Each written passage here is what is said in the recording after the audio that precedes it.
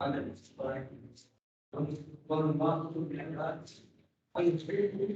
اللہ الرحمن الرحیم نحمده ونصلی ونسلم علی رسولہ الکریم اما بعد۔ آج امام عبد الوہاب الشعرانی رحمہ اللہ تعالی کی مشہور زمانہ کتاب میزان الشریعۃ الکبریٰ سے طلاق کا بیان پڑھیں گے ہم۔ اور بتایا تھا کہ ابھی جو موضوع چل رہا ہے وہ فقہ مقارن کا، تقابلی مطالعہ مذاہب اربعہ کا، ٹھیک ہے۔ تو اس میں یہ کتاب بڑی ہی نادر محسوس ہوئی، تو اس کے کچھ چیپٹرز ہم نے اس میں شامل کر لیے، اور بتایا تھا کہ اس کا امتحان نہیں ہوگا، تو آپ حضرات بس مطالعہ کریں اور سمجھنے کی کوشش کریں۔ مقصود اس سے فیض اور برکت حاصل کرنا ہے، اور یہ کہ ایک انداز فقہی مذاہب میں اور اختلافات علماء میں سوچنے کا یہ بھی ہے، ٹھیک ہے۔ تو لوگوں کے اصرار کی بنیاد پر کہ کچھ ابواب ہم نکاح کے پڑھ لیں، کچھ ابواب ہم طلاق کے پڑھ لیں، تو اس لیے نکاح کا درس کل ہوا اور آج طلاق کا بیان، اور یہ آج اس سلسلے کا آخری درس ہے، یعنی میزان الشریعۃ الکبریٰ کا، اور انشاءاللہ اس کے بعد ہم فواتح الرحمت کا درس شروع کریں گے، ٹھیک ہے۔ تو جس قدر آج ہو سکے آدھا گھنٹہ 40 منٹ میں اسے ہم کرنے کی کوشش کرتے ہیں۔ چلیے دیکھیے، فرماتے ہیں امام شعرانی کتاب الطلاق: اتفقوا علی ان الطلاق مکروہ فی حالت استقامت الزوجین۔ اس بات پر فقہائے کرام کا اتفاق ہے کہ طلاق ناپسند چیز ہے زوجین کے حالات کی استواری کی صورت میں۔ ان کے حالات بالکل استوار ہیں، کوئی اختلاف نہیں ہے، لڑائی جھگڑا کچھ بھی نہیں ہے، کوئی مسئلہ نہیں ہے، بڑے حالات اچھے چل رہے ہیں، تو طلاق کوئی اچھی چیز ہے؟ طلاق کو تو ابغض المباحات بھی کہا گیا نا، مکروہ ہے۔ ساری امت اس بات پر متفق ہے کہ حالات نارمل ہیں تو طلاق ناپسندیدہ چیز ہے۔ بل قال ابو حنیفہ بتحریمہ، بلکہ امام ابو حنیفہ نے اس کے حرام ہونے کا قول فرمایا ہے۔ یہ دیکھنا پڑے گا کہاں کہا امام ابو حنیفہ نے۔ ظاہر ہے کہ نیت اگر بری ہے تو پھر حرام ہے، ایذا دینے کی نیت ہے تو ایذاء مسلم حرام ہے، محروم کرنے کی نیت ہو تو وہ حرام ہے۔ لیکن طلاق جو ہے وہ ایک جائز چیز ہے۔ اگر کوئی ایسی بات نہیں ہے، وہ سمجھتا ہے کہ میں نہیں رکھ پاؤں گا، مجھے نہ نفقے میں مسئلہ ہو رہا ہے یا اس کے ساتھ گزارا نہیں ہو پا رہا ہے، تو حرام نہیں ہے۔ تو امام ابو حنیفہ نے کہا ہے کہ حرام ہے، یہ دیکھنا پڑے گا کہاں کہا ہے۔ ظاہر ہے کہ امام شعرانی نے یہ بات مقدمے میں کہہ دی ہے کہ میں نے تمام مذاہب کی کتابوں کا، فقہی کتابوں کا بالاستیعاب بنظر غائر مطالعہ کیا ہے، اور کہیں غلط طور پر کسی کے قول کو، کسی کی طرف کوئی قول منسوب نہیں کیا ہے۔ بات سمجھ میں آ رہی ہے؟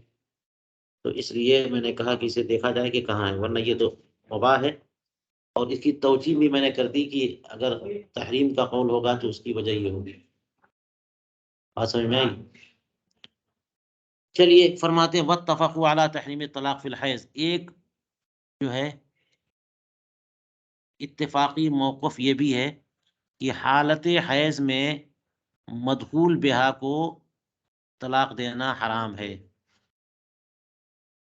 حائضہ کو طلاق دینا حرام ہے، اس پہ بھی سب علماء کا اتفاق ہے۔ رسول کریم علیہ السلام کی بارگاہ میں ایک صحابی کا کیس آیا تھا تو آپ بہت ناراض ہوئے، ہے نا، حالت حیض میں اپنی زوجہ کو طلاق دے دیا تو سخت ناراض ہوئے، کہا واپس کرو، اس کے بعد جب حالت حیض گزر جائے تو تم چاہو تو رکھو، چاہو تو چھوڑو، کیونکہ حالت حیض میں، حیض کی جو حالت ہوتی ہے وہ طبعی طور پر میلان کے منافی ہوتی ہے۔ شوہر کا میلان بیوی کی طرف نہیں ہوتا ہے، جبکہ وہ ماہواری سے گزر رہی ہو، نفرت جیسی صورتحال کا سامنا ہوتا ہے، بیوی بھی ان حالات کی وجہ سے چڑچڑی ہو جاتی ہے، الٹے سیدھے جوابات نکلنے لگتے ہیں، اور شوہر کو بھی جو ہے وہ ایک میلان نہیں ہوتا ہے، تو اس لیے ایسی صورت میں طلاق دینا بالکل جائز نہیں ہے، کیونکہ یہ حالت جو ہے تقاضا نہیں کر رہی کہ آپ کو طلاق دینے کی ضرورت ہے نا؟ وہ پاک ہو جائے اور میلان کی صورت آ جائے، اب آپ کو پتا چلے گا کہ طلاق دینا ہے کہ نہیں ہے، ضرورت ہے کہ نہیں ہے۔ تو لیکن یہ جو مسئلہ ہے مدخول بہا، جو شوہر اپنی بیوی سے مل چکا اور اس کے بعد وہ حائضہ ہوئی تو طلاق دینا اس کو حرام، طلاق پڑے گی پھر بھی، ہے نا؟ اور اسی طرح سے فرمایا کہ لیکن یہ مدخول بہا کو کہا ہے، اگر نکاح ہوا ہے صرف اور ملاقات نہیں ہوئی ہے اور حالت حیض میں طلاق دے دی تو یہ طلاق جو ہے نا حرام نہیں ہے۔ بات سمجھ میں آئی؟ وجہ یہ ہے کہ جب ملاقات ہی نہیں ہے تو حالت حیض اور غیر حالت حیض دونوں برابر ہے نا، تو میلان کی تو کمی نہیں ہوگی۔ او فی طہر جامع، نہیں جامع فی، او فی طہر جامع فی، یا پھر ایسے طہر میں طلاق دینا بھی جائز نہیں ہے جس میں کہ وہ اپنی بیوی سے مل چکا ہے، تو بیوی جب حیض سے فارغ ہوتی ہے تو میلان کی صورت آ جاتی ہے، اب وہ مائل ہو چکا اور اس سے مل چکا اور ضرورت پوری ہو گئی اس طہر میں، تو پھر میلان کی کمی ہوگی، کیونکہ ایک بار ضرورت پوری ہو جانے کی وجہ سے میلان باقی نہیں رہتا، اس لیے بھی ایسے طہر میں یہ بدعی نکاح طلاق ہے، اس لیے اجازت نہیں ہے۔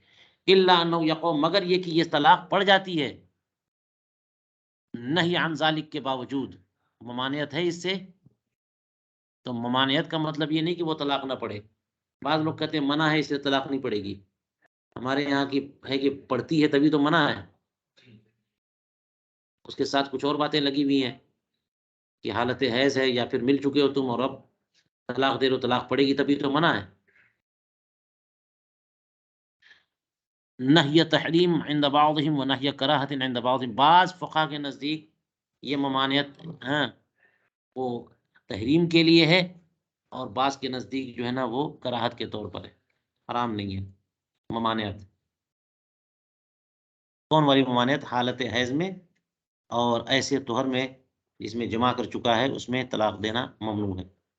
وكذلك اتفقوا على انه اذا قال لزوجته انت طالق نصف طلقه، لازمه ہونا چاہیے، لزومه کی بجائے لازمه طلقة واحدة خلافا لداود۔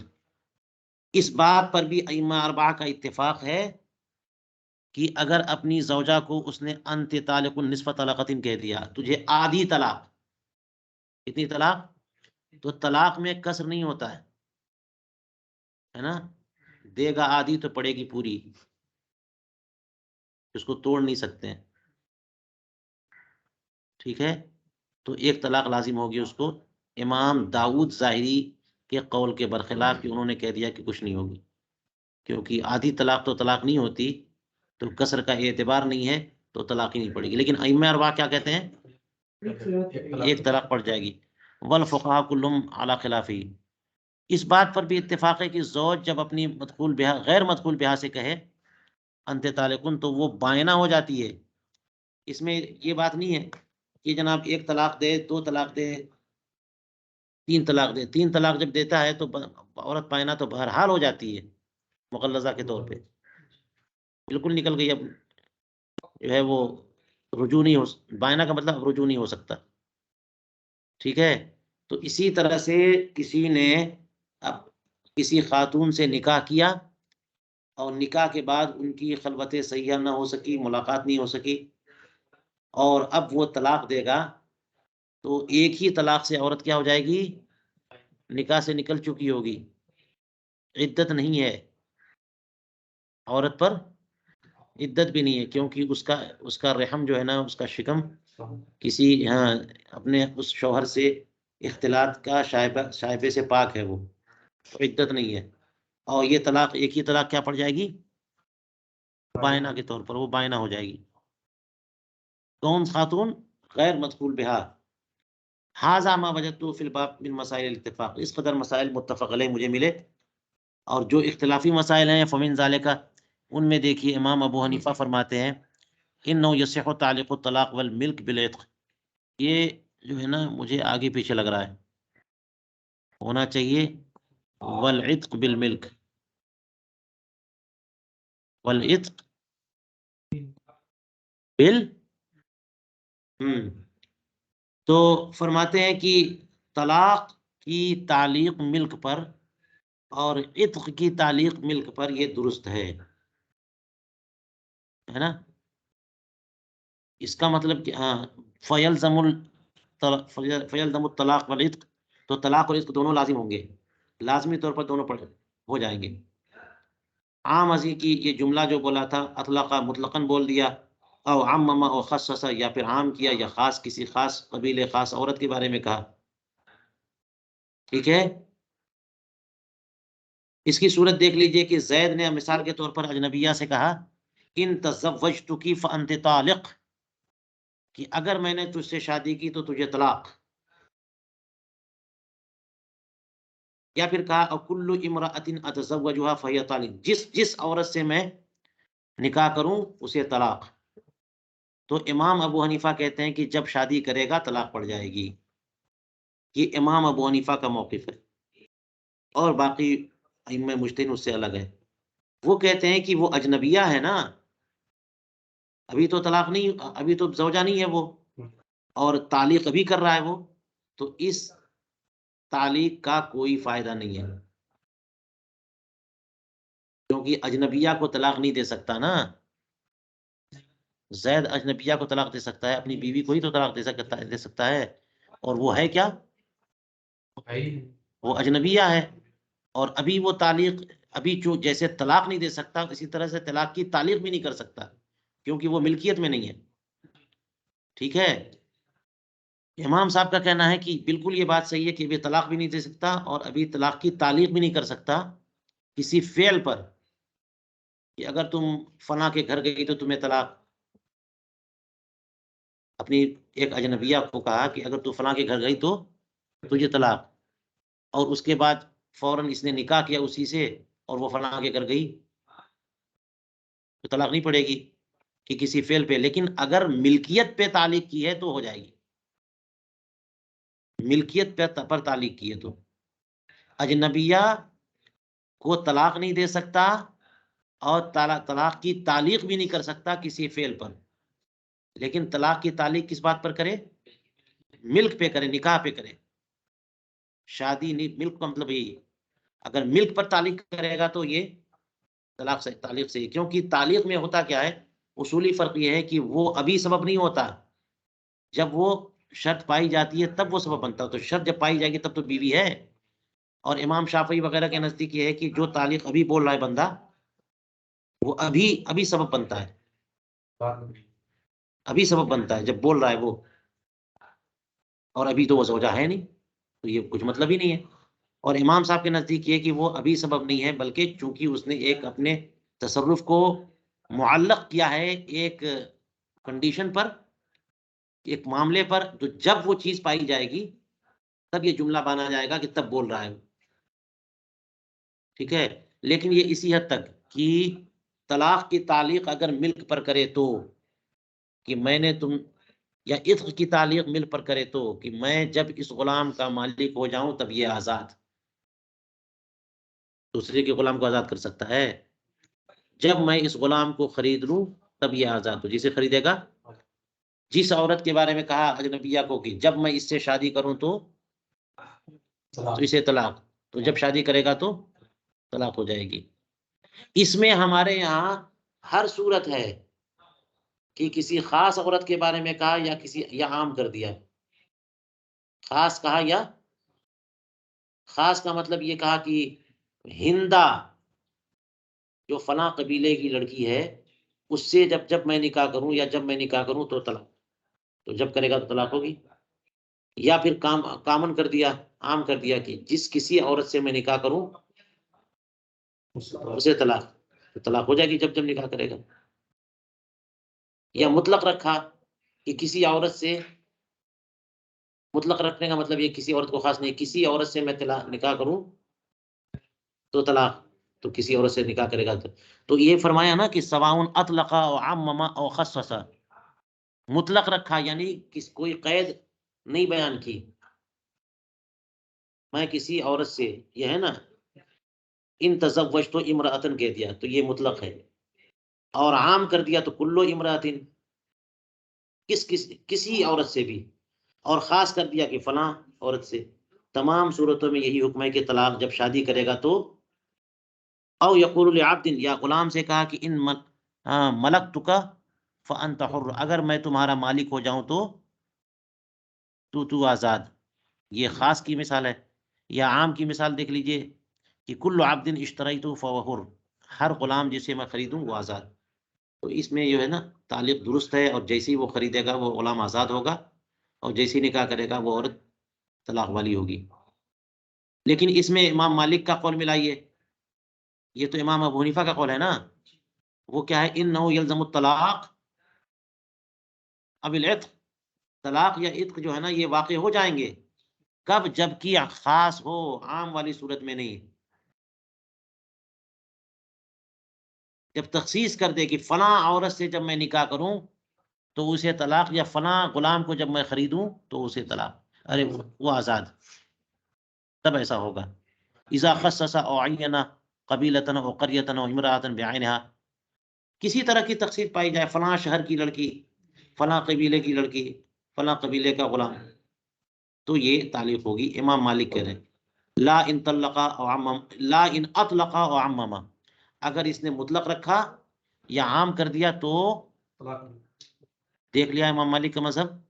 امام شافعی، امام احمد فرماتے ہیں کہ نہیں، سرے سے یہ تعلیق درستی نہیں ہے، لا یلزم الطلاق ولیس مطلقا۔ وجہ یہ ہے کہ جملہ وہ ابھی بول رہا ہے، اور ابھی وہ ان کا مالک نہیں ہے، تو ابھی یہ جملہ اس کا سبب نہیں ہو سکتا، تو یہ جملہ لغو چلا جائے گا۔ چلیے 3 مذہب آ گئے، فرماتے ہیں فل اول مشدد، پہلا والا جملہ مشدد ہے نا، اس میں سختی ہے نا جناب، سختی یوں ہے کہ ابھی بیوی وہ ہے بھی نہیں، بیوی ہو جائے گی تو طلاق دے گا تو طلاق پڑے گی، اور ابھی بیوی ہے بھی نہیں اور پھر بھی جب شادی کرتا ہے تو طلاق پڑ جا رہی ہے، تو سختی ہوئی نا کہ زیادہ صورتوں میں طلاق پڑ رہی ہے، بچاؤ نہیں ہو پا رہا ہے۔ اور دوسرے والے میں تو تفصیل ہے کہ اگر ایسا کرے گا تو طلاق پڑے گی، اور ایسی صورت ہو طلاق نہیں پڑے گی۔ اور تیسرے میں بڑی تخفیف ہے کہ جناب آپ طلاق دیتے رہیے 1000 بار، جب وہ آپ کی بیوی ہی نہیں ہے تو پڑے گی ہی نہیں، تو تخفیف ہو گئی، آزادی ہے، کوئی طلاق نہیں پڑے گی۔ ہاں آپ نکاح کریے گا اور پھر اس طرح کی بات کہیں گے تو ہوگا۔ فرجع الامر الی مرتبۃ المیزان، اور ان تمام اقوال کے دلائل ان کے مذاہب کی کتابوں میں مستور لکھے ہوئے۔ من ذالک، ایک اور قول دیکھیے، ائمہ ثلاثہ فرماتے ہیں کہ طلاق کا اعتبار مردوں سے ہوتا ہے، امام صاحب فرماتے ہیں کہ طلاق کا اعتبار عورتوں سے ہوتا ہے۔ آپ نے کل بات ہوئی تھی نا اس پہ کہ اگر شوہر نے بیوی کو طلاق دی، بیوی اگر آزاد ہے تو 3 طلاق سے مغلظہ ہوگی، اور بیوی اگر باندھی ہے تو 2 طلاق سے۔ اس کا مطلب 3 اور 2 میں معاملہ جو ہے نا بیوی کا ہوگا یا مرد کا ہوگا، شوہر کا، اعتبار امام صاحب کے نزدیک بیوی کا ہوگا۔ اور میں ائمہ ثلاثہ کیا بولتے ہیں، مرد کا، کہ مرد اگر آزاد ہے تو اس کی بیوی 3 طلاق سے مغلظہ ہوگی، چاہے اس کی بیوی باندھی ہو۔ مرد اگر غلام ہے تو اس کی بیوی 2 سے بائنا مغلظہ ہوگی، چاہے اس کی بیوی آزاد ہو یا غلام ہو۔ اختلاف سمجھ میں آ گیا؟ ہمارے یہاں اس لیے عورتوں کا اعتبار ہے کہ طلاق ان کی صفت ہے، طلاق جو ہے دیتا تو شوہر ہے، لیکن طلاق صفت کس کی ہے، لہٰذا عورت 1000 بار کہے کہ تمہیں طلاق، مرد کو طلاق پڑے گی، تو طلاق صفت مرد کی ہے ہی نہیں، تو کتنی طلاق سے کیا ہوگا، کتنی طلاق سے کیا اثر پڑے گا، یہ عورت کی صفت ہے تو اسی کا اعتبار ہونا چاہیے نا۔ تو وہ صورت ہو عند الجماع، سب کے نزدیک صورت کیوں دیکھ لیجئے، ان الحر یملک 3 تطلیقات، آزاد 3 طلاق کا مالک ہوتا ہے، غلام 2 طلاق کا، یہ کہہ رہے ہیں ائمہ ثلاثہ۔ امام صاحب اس کا الٹا فرماتے ہیں، وہ یہ کہتے ہی نہیں ہے کہ آزاد و غلام کا معاملہ جو ہے نا وہ کچھ ہوگا طلاق کے معاملے میں، وہ تو ڈیپینڈ کرتا ہے کہ عورت وہ کیسی ہے۔ امام صاحب فرماتے ہیں کہ ان الحرۃ تطلق ثلاثا، وہ 3 طلاق پاتی ہے، اور باندھی 2 ہی، چاہے اس کا شوہر غلام ہو چاہے آزاد ہو۔ تو پہلے میں شوہر پر تخفیف ہے، دوسرے میں شوہر پر تشدید ہے۔ پہلے میں جو ہے نا وہ شوہر پر تخفیف ہے کہ شوہر اگر آزاد ہے تو 3 طلاق اس کا اختیار اسے زیادہ اختیار، بیوی کچھ بھی ہو۔ تو بیوی جو ہے نا اگر باندھی ہے تب بھی 2 طلاق میں مغلظہ نہیں ہوگی، پہلے والے قول میں 3 طلاق میں بھی مغلظہ نہیں ہوگی، رجعت کر سکتا ہے نا۔ اور دوسرے والے قول میں امام صاحب کے نزدیک بولیے اس میں تخفیف ہے کہ تشدید ہے؟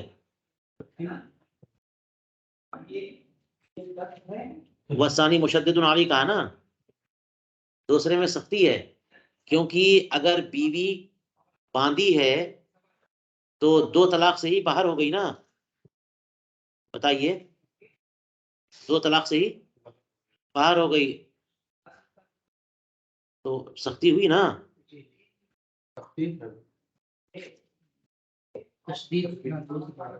تو صحیح باہر ہوئی تو زیادہ صورتیں نکلی نا اس سے محروم ہونے کی، طلاق پوری کی پوری پڑ گئی ہے۔ اور جو ہے پہلے والے میں کی جو ائمہ ثلاثہ بولتے ہیں وہ یہ کہ بیوی اگر باندھی ہے 2 طلاق دی تو مغلظہ ہے نہیں ہوگی، نہیں تو اس میں آسانی نہ ہوئی، اس میں آسانی ہوئی کہ ابھی بھی بیوی باندھی جو ہے نا وہ بیوی ہے، اور امام صاحب کے نزدیک بیوی نہیں ہے، وہ ہو جائے گی ختم باہر۔ فرجع الامر الى مرتبۃ المیزان، لیکن یہ شوہر کے بارے میں کہا ہے نا، بیوی کے معاملے میں اس کا معاملہ الٹا ہو جائے گا کہ بیوی اگر باندھی ہے تب بھی اس پر شوہر 3 طلاق کا مالک ہو رہا ہے اگر وہ آزاد ہے تو، اس کے اعتبار سے نہیں کہا۔ بہرحال ادھر سے لیجیے یا ادھر سے لیجیے، ایک میں تخفیف دوسرے میں تشدید۔ اس میں کہتے ہیں ومن ذالک قول ابی حنیفہ و مالک، امام ابو حنیفہ اور امام مالک کا قول یہ دیکھیے، یہ بھی ایک اختلافی قول ہے کہ جب اپنی زوجہ کی طلاق کو کسی ایسی صفت پر معلق کیا کہ کسی صفت پر معلق کیا کہ جیسے کہے کہ ان دخلت الدار فانت طالق، اگر تو گھر میں داخل ہوئی تو تجھے طلاق، اور تھی وہ بیوی، تو اب سب کے نزدیک تو یہ طالق درست ہے نا، سب کے نزدیک وہ بیوی ہے، اور اس سے کہہ دیا کہ تم گھر میں داخل ہوئی تو طالق درست ہے، اور جیسے ہی گھر میں داخل ہوگی طلاق پڑے گی۔ لیکن بات یہ نہیں ہے، اس نے یہ کہہ دیا بیوی اب گھر میں داخل ہونے سے بچنے لگ گئی، لیکن دوسرے دن جو ہے نا اس نے اسے طلاق بائنہ دے دیا، ثم ابانا ثم ابانا، اسے کیا کر دیا الگ سے جو نا طلاق بائنہ دے دی، جاؤ تمہیں طلاق بائنہ، اور عورت نے ابھی بھی وہ محلوف علیہ ولم تفعل المحلوف علیہ فی حال البینونہ، بینونہ کی حالت میں بائنہ ہو چکی تھی، ہاں 10 دن 15 دن گزر رہا ہے، اور وہ جو کام منع کیا تھا نا شوہر نے کہ فلاں گھر میں داخل نہیں ہونا ورنہ تجھے طلاق، وہ کام ابھی بھی نہیں کر رہی ہے وہ۔ اچھا بائنہ جب ہو چکی تو نکاح تو کر سکتا ہے نا اس سے، پھر اس نے کل کو نکاح اس کے بعد نکاح کیا، اب نکاح کر گیا تو بیوی ہوگی، تو پہلے والے نکاح میں جو تعلیق کی تھی اب وہ اس گھر میں داخل ہوتی ہے تو طلاق پڑے گی کہ نہیں پڑے گی؟ سوال ہو گیا۔ تو محلوف علیہ کام تو اس عورت نے کیا نہیں بینونت کی حالت میں، ثم تزوجہا، اب پھر اس نے اسی شوہر نے اس سے نکاح کیا، ثم دخلت، پھر گھر میں داخل ہوئی، تو اب یہ طلاق ہوگی کہ نہیں ہوگی؟ امام صاحب اس سلسلے میں یہ فرماتے ہیں کہ اگر ایک طلاق دی ہے تو دوسری ہوگی، دوسری دی ہے تو تیسری ہوگی، وہ تعلیق منحل نہیں ہوگی۔ اگر 3 طلاق دے چکا ہوتا تو سارا تعلق ختم ہو جاتا، ہاں تو اثر نو پھر 3 طلاق کا مالک ہوتا، اور وہ یمین منحل ہو جائے گی، ختم ہو جائے گی یمین، اور اس کے بعد 3 طلاق دے دیا ہوتا، اور پھر اس کے بعد وہ جس طرح آتی ہے نکاح میں خاتون آتی تو اب اس کے بعد پھر یہ خاتون جو ہے نا اب اس گھر میں جاتی تو نہیں پڑتی، منحل ہو گئی، یمین منحل ہو جاتی ہے. کہتے ہیں فَإِنْ كَانَ الطَّلَاقَ الَّذِي أَبَانَهَا دُونَ الثَّلَاثِ، اگر وہ طلاق جس سے اس نے اسے الگ کیا تھا اگر 3 سے کم تھی تو یمین باقی ہے نکاح ثانی میں بھی، لم تنحل، وہ یمین منحل نہیں ہوگی. فَيَحْنُسُ بِوُجُودِ الصِّفَةِ مَرَّةً أُخْرَى، تو وہ جو ہے نا مرد حانس ہو جائے گا اسی صفت کے پائے جانے سے ایک بار اور حانس ہوگا، وہ نہیں مرتن اخرى دوسرے نکاح میں اس بار بھی اگر وہ چیز پائی گئی.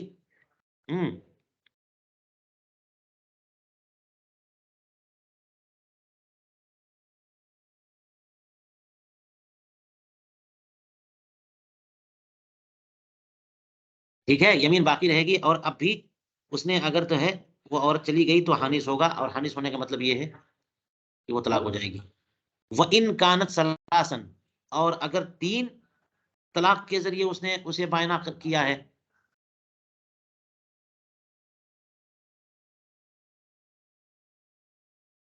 ان حلت الیمین، ان حلت الیمین، ان حلت الیمین، تو اگر 3 طلاق دی ہے، 3 طلاق سے بائنا کیا اس نے، تو وہ قسم جو یمین کیا تھا نا اس نے یعنی تعلیق کی تھی وہ اب منحل ہو جائے گی.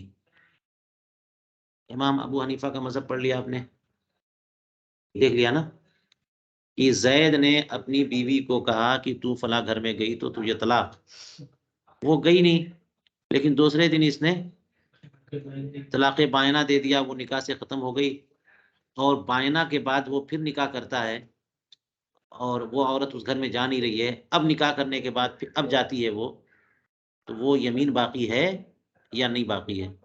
تو کہتے ہیں کہ پہلے سوال ہوگا کہ جو بائنا دیا تھا بعد میں 3 دیا تھا یا 3 نہیں دیا تھا. اگر 3 نہیں دیا ہے تو وہ یمین باقی ہے، اور اب اس نئے نکاح میں بھی اس گھر میں جائے گی تو وہ طلاق پڑے گی، اور اگر 3 دیا تھا تو وہ یمین ختم ہو جائے گی، اب جائے گی تو طلاق نہیں پڑے گی. امام شافعی کا قول اس سلسلے میں کیا ہے؟ انہو متا طلقا بائنن، کہ جب اس نے بائنا طلاق دے دی اور پھر نکاح کیا تو اگرچہ محلوف علیہ فعل جس بات پہ قسم کھائی تھی یا تعلیق کیا تھا اس نے وہ نہیں پایا گیا، پھر بھی یمین منحل ہو جائے گی ہر حال میں. امام صاحب کہہ رہے ہیں کہ یمین منحل کب ہوگی؟ 3 طلاق دے کے الگ کیا ہو تو، اگر 2 یا 1 دیا ہے تو یمین منحل نہیں ہوگی. امام شافعی فرماتے ہیں کہ بہر حال منحل ہو جائے گی. واما قول احمد، امام احمد بن حنبل کا قول ملا لیجئے، یعود الیمین سواء بانت بالثلاث و بما دونها، یہ تو بہرحال یمین کو منحل نہیں مان رہے ہیں، کہہ رہے ہیں یمین موجود ہے. امام احمد بن حنبل نے امام شافعی کے قول کا بالکل اپوزٹ کہہ دیا، وہ کہہ رہے ہیں کہ یمین منحل ہو چکی. امام احمد فرما رہے ہیں کہ چاہے 3 طلاق دے کر بائنا کیا یا 2 کر کے بائنا کیا، جیسے بھی کیا یمین ہے تو رہے گی.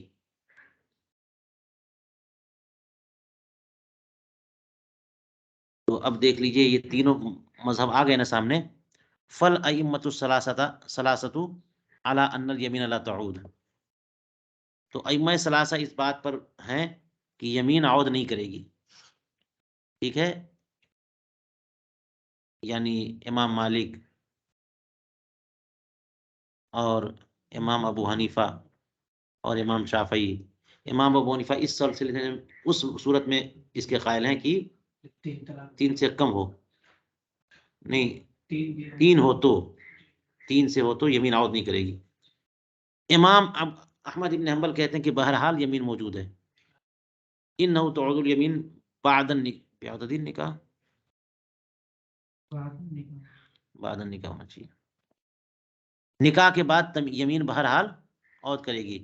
فل اول فی المسألۃ مفصل، پہلا والا موقف جو ہے وہ تفصیل دے رہا ہے اس مسئلے میں کہ اگر 3 دیا ہے تو یمین عود کرے گی نہیں کرے گی، اور 2 اور 1 کی صورت میں یمین عود کرے گی موجود رہے گی، تو تفصیل ہو گئی نا. اور ثانی میں تخفیف ہے کہ بڑی آسانی ہے، یہ یمین جو ہے بالکل کینسل ہے نا، تو بڑی تخفیف ہو گئی کہ اب آئندہ نکاح اس سے کر لیتا ہے امام شافعی کے نزدیک جو صورتحال ہے.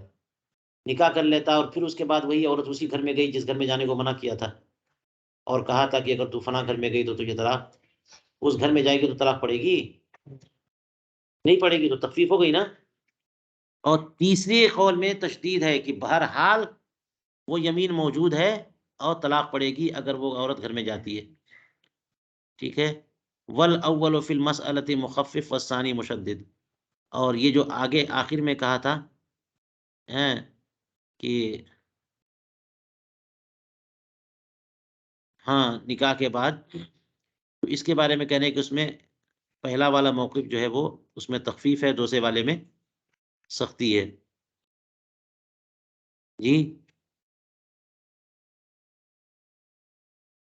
اما اذا حصل فعل المحلوف علیہ فی حال البینونہ، یہ دو صورت ہے کہ اگر فعل محلوف علیہ پا لیا گیا بینونت کی حالت میں، یہ نہیں پڑھے گا ہم لوگ،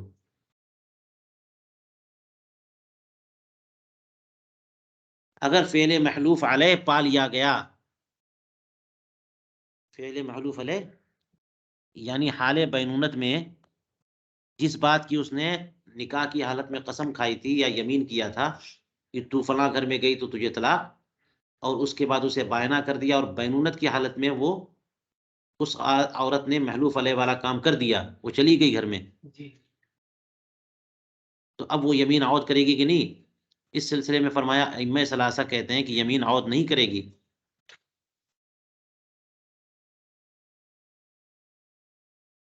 3 سے کم میں یمین عود کرے گی، 3 سے کم میں، اور 3 والی صورت میں نہیں کرے گی، لیکن امام احمد بن حنبل کہہ رہے ہیں کہ یمین بہرحال عود کرے گی، ٹھیک ہے۔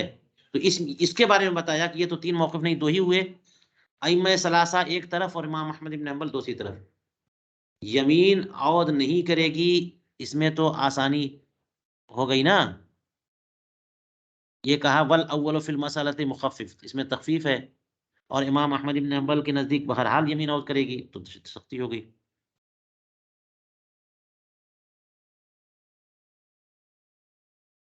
چلیے بہت ٹائم ہو گیا، تھوڑا سا اور کچھ اسکپ کر کے دیکھتے ہیں۔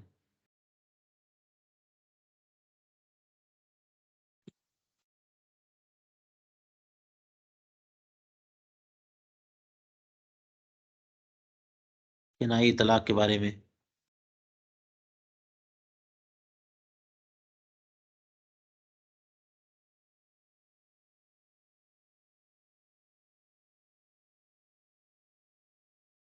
یہ سب جزیات بہت ہیں، یہاں سے بھی کچھ دیکھا تھا میں نے۔ حالت اکراہ والی طلاق، امام ابو حنیفہ کا ارشاد، طلاق مکرہ میں کیا ہے؟ مکرہ میں لو طلق او اعتق مکرہن وقعت طلاق وحصل الاعتاق، کسی نے اپنی زوجہ کو طلاق دیا اس حالت میں کہ اس پر اکراہ کیا گیا، مجبور کیا گیا، تو حالت اکراہ میں طلاق ہوگی کہ نہیں ہوگی؟ طلاق ہو جائے گی۔ غلام کو آزاد کر دیا اس نے، کسی نے کہا تھا کہ فلاں غلام کو تم آزاد کرو ورنہ مار ڈالوں گا، اور دباؤ میں اس نے آزاد کر دیا تو آزاد ہو جائے گا، امام صاحب بھی فرماتے ہیں، اور ائمہ کرام فرماتے کہ نہیں،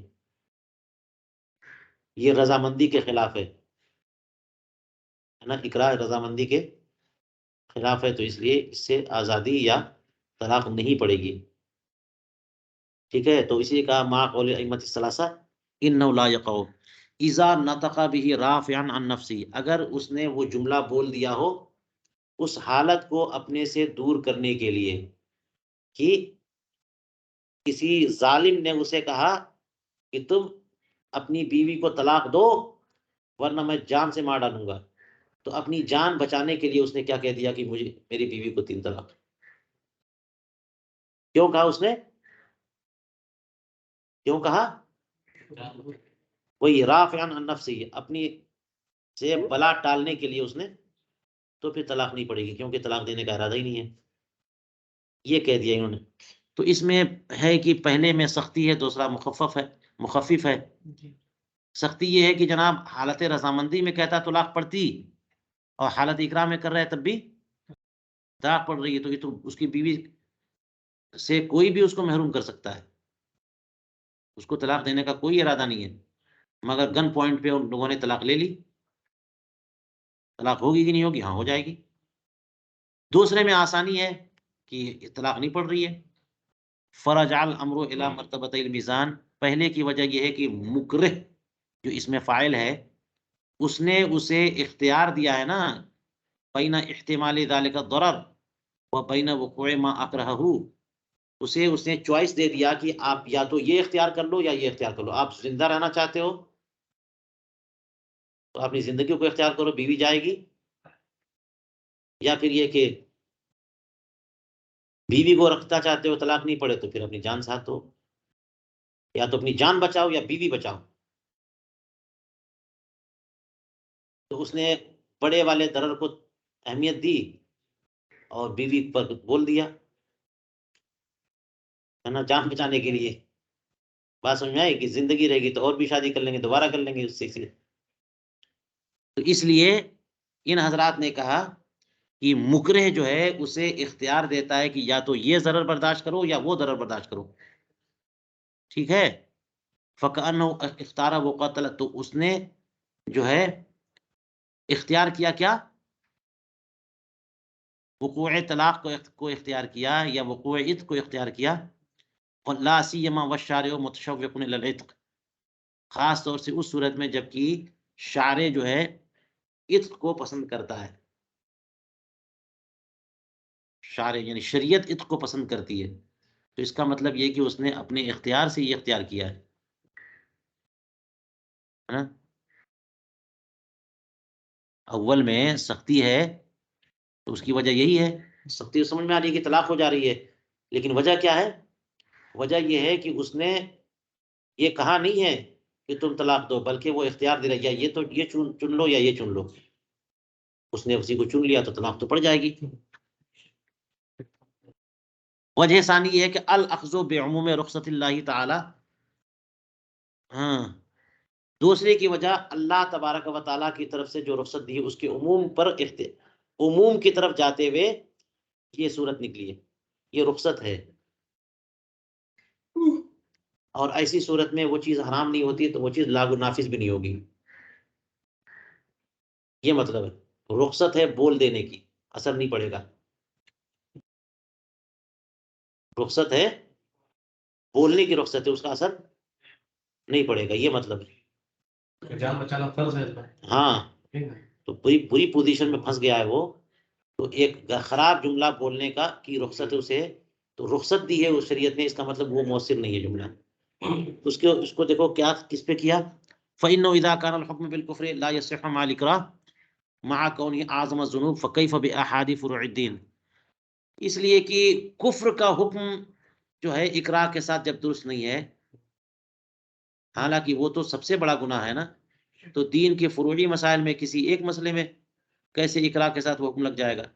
اللہ تعالیٰ نے قرآن پاک میں ارشاد فرمایا ہے کہ وَقَلْبُهُ مُطْمَئِنٌ إِلَّا مَنْ أُكْرِهَ وَقَلْبُهُ مُطْمَئِنٌ بِالْإِيمَانِ، کہ اللہ کے ساتھ کوئی ایسی کفر والی بات نہ کہو مگر یہ کہ جس کو مجبور کیا گیا اور اس کا دل مطمئن ہو، تو وہ بول بھی دے تو کافر نہیں ہوگا جبکہ اس کا دل مطمئن ہو، دل سے نہ ہو، کفر نہ رکھے. تو کفریہ جملہ بولنے کا جب رخصت ہے اور وہ مؤثر نہیں ہوتا جملہ، تو یہ تو ایک فرعی مسئلہ ہے. یہ بھی رخصت اسے، یہ جان ہی کا مسئلہ یہاں بھی ہے، جان بچانے کے لیے بول دے تو اس کو بھی رخصت ہونا چاہیے اور وہ جملہ مؤثر نہیں ہونا چاہیے. ٹھیک ہے. حالانکہ بات یہ ہے ہمارے یہاں ہم کیوں کہتے ہیں کہ طلاق ہو جاتی ہے، وہاں پر جو ہے نا، وہاں پر جو فرمایا گیا کہ کفر کا جملہ بول کے جان بچاؤ، اس میں ایک بات یہ فرمائی وَقَلْبُهُ مُطْمَئِنٌ بِالْإِيمَانِ، دل جو ہے نا ایمان پر مطمئن ہے. تو ایمان اصل میں تصدیق قلبی کا ہی نام ہے، اقرار باللسان تھوڑی ایمان ہے. ایمان کی حقیقت کیا ہے؟ ہاں تصدیق بالجنان، دل سے تصدیق، تو وہ تو باقی ہے، وہ تو شریعت نے کہا کہ وہ نہیں جانے دینا. صرف زبان سے بولنے کی بات ہے اور دل سے اطمینان، تو وہ تو ایک علامت ہے نا، وہ ایک شرط ہے، علامت ہے. کہ آدمی کفر کا جملہ نہ بولے، اسلام کا اقرار کرے، اصل تصدیق قلبی ہے تو وہ باقی ہے۔ یہ معاملہ فروعیات میں نہیں ہوتا ہے کہ اصل معاملہ دل سے ہو، بلکہ جو زبان سے ہے نا اسی کو اصل قرار دیا، اسی پر حکم لگتا ہے۔ بات سمجھ میں آئی؟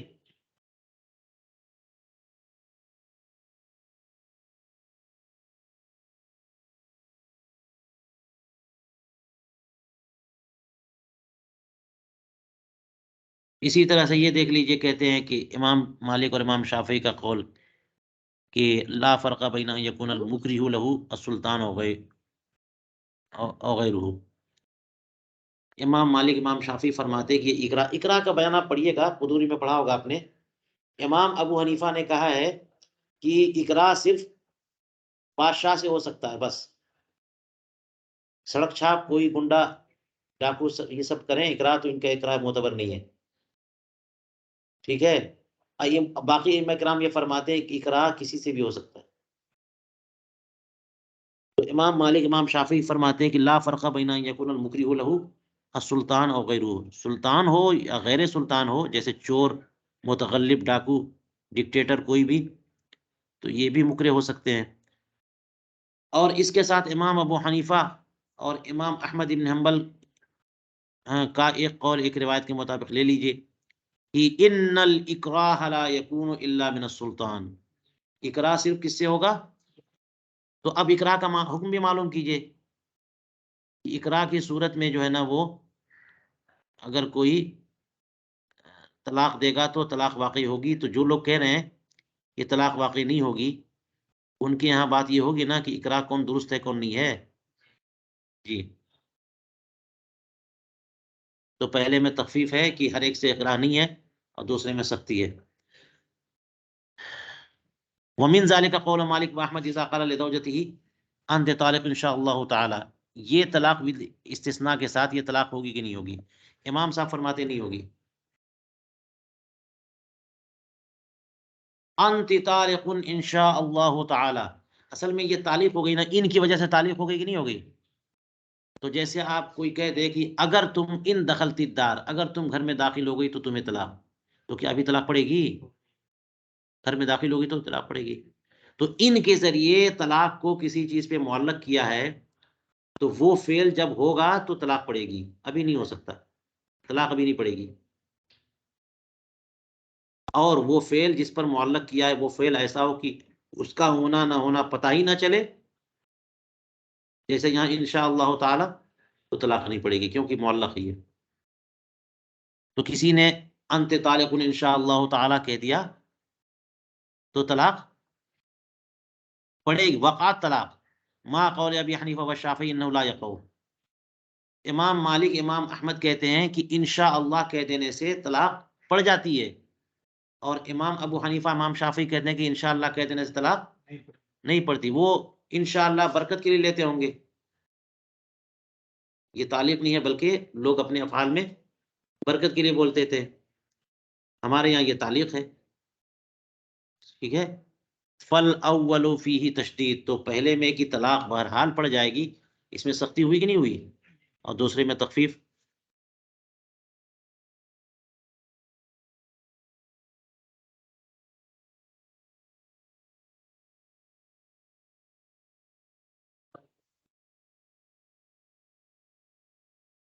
چلیے نہیں روک دیں،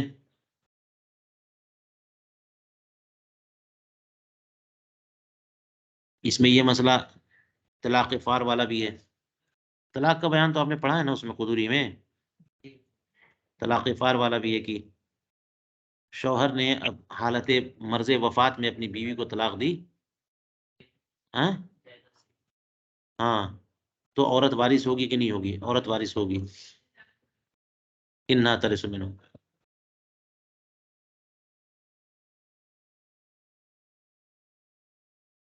اور لوگوں نے کہا ہے کہ وہ وارث نہیں ہوگی انقضاء عدت کے بعد اگر مرا تو، یا اس کے بعد عورت نے شادی کر لی پھر مرا تو، یہ بھی دیکھ لیے۔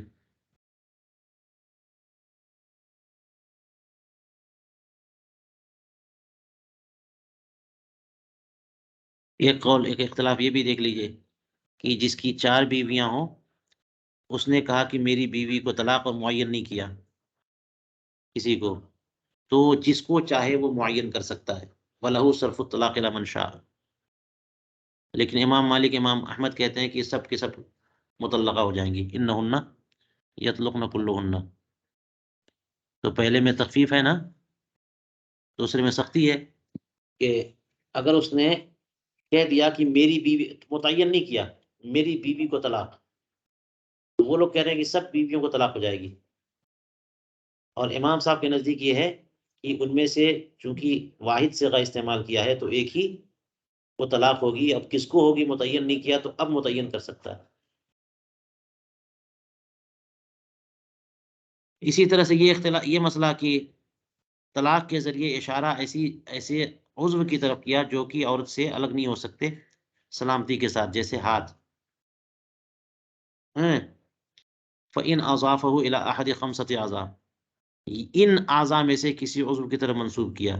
اچھا، یہ آپ نے پڑھا نا کہ پوری ذات کو طلاق دے یا اس کے کسی عضو کو طلاق دے تب بھی طلاق پڑ جائے گی، تو اس میں تفصیل یہ ہے کہ ان 5 اعضاء جس سے پوری ذات کی تعبیر ہوتی ہو، یا پھر یہ کہ جس کے بغیر عورت سلامت نہ رہے، چہرہ ہے، سر ہے، اور کیا ہے، گردن ہے، پیٹھ ہے، فرج ہے، تو اس کو اس کی طرف منسوب کرے گا تو طلاق پڑ جائے گی۔ وقع اسی طرح سے جزء شائع کو، آدھی بیوی، پاؤ بیوی، پون بیوی، 1/10 بیوی، تو 1/10 یا آدھی کہیں گے تو جزء شائع ہے نا، کسی ایک حصے کو خاص نہیں کر سکتے، تو بھی طلاق پڑ جائے گی۔ وَإِنْ أَضَافُوا إِلَىٰ مَا، یہاں پہ لا نہیں ہونا چاہیے کیونکہ اوپر لا آ چکا ہے،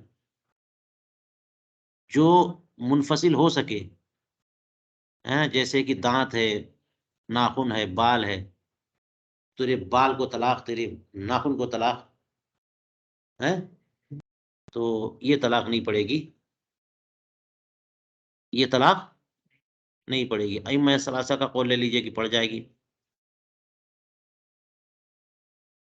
پہلے میں تفصیل ہے، دوسرے میں تشدید ہے۔ چلیے بات ہو گئی۔